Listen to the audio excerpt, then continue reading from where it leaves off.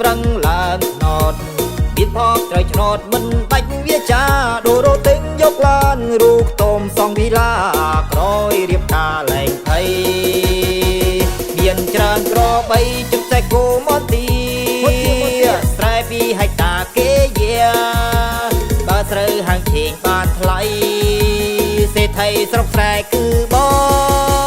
ងនៅតែពេលនេះបងជីក្របីនៅឡើយទេ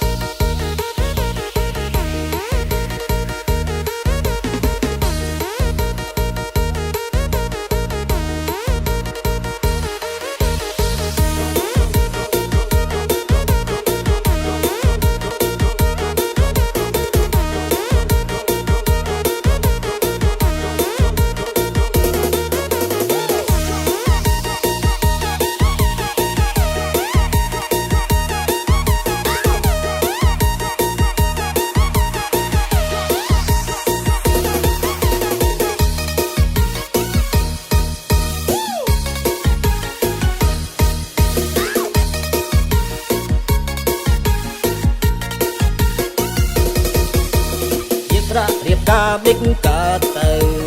ពឹងម៉ែពឹងឪគាត់មានតែស្រែនឹងស្រមៃចុកខ្លាយជានាងមានដែរនឹងត្រាប់អុយម៉ែជួយស្ដីជីវ៉ាធ្វើស្រែកាន់ត្រូវប្រឹងឡើងណត់មានផងត្រូវឆ្នោតមិនបាច់វាចាដូរទិញយកឡានរូបតមសងវិឡាក្រោយរៀបការលែងភ័យ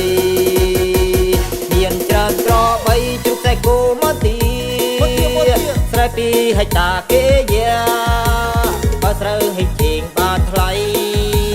សេដ្ឋីស្រុកស្រែគឺបងតែនៅពេលនេះបងជីក្របីនៅឡើយទេ